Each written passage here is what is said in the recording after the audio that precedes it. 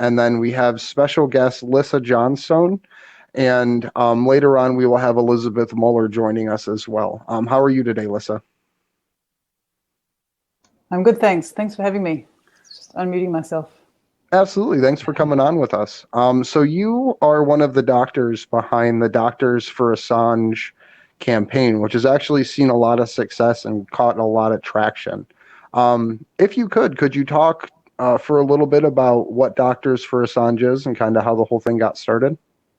Yeah, well, so the whole thing, we're around 200 doctors and psychologists now from, I think, 31 countries. And it all started in November last year when some doctors got together and wrote a letter.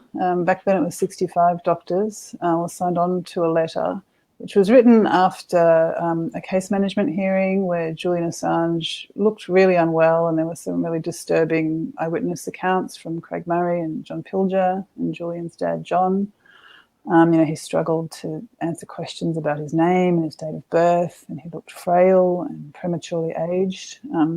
So that alarmed the doctors. And then Nils Meltzer, early in November, issued a warning saying, he'd already issued reports saying Julian Assange is being psychologically tortured, this must end. And he said, well, if these inhumane conditions don't cease now in Belmarsh prison, it may soon cost his life. And the doctors understood how serious that was and that there's a real medical basis for that. The UN Rapporteur on Torture doesn't say something like that lightly.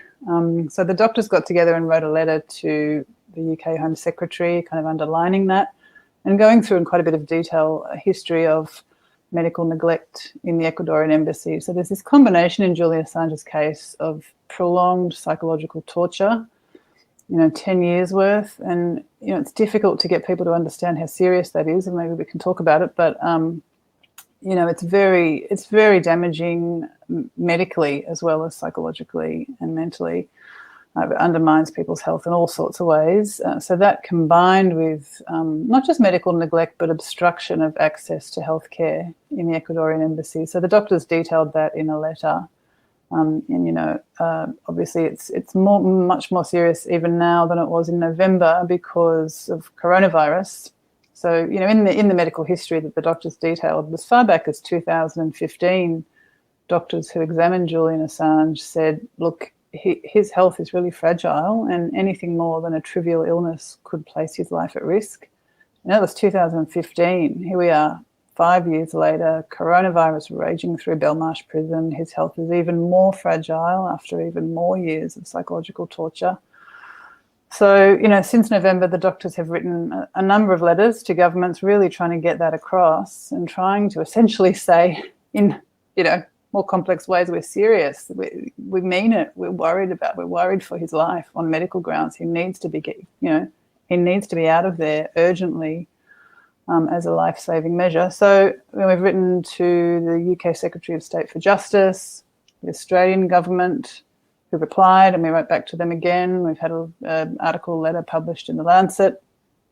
And at the moment, actually, we've got articles we're trying to get published, one in particular in medical journals about the threat posed by COVID-19.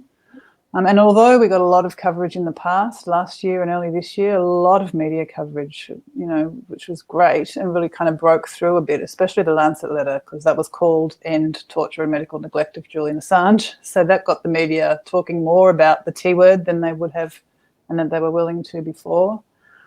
But I have to say, since the extradition hearing started, we can't penetrate. Press releases aren't being taken up. We wrote another letter to the Australian government that wasn't reported, despite going out to media. And we're really struggling at the moment to get an article about the threat posed by COVID-19 published in the medical journals. We'll keep trying, but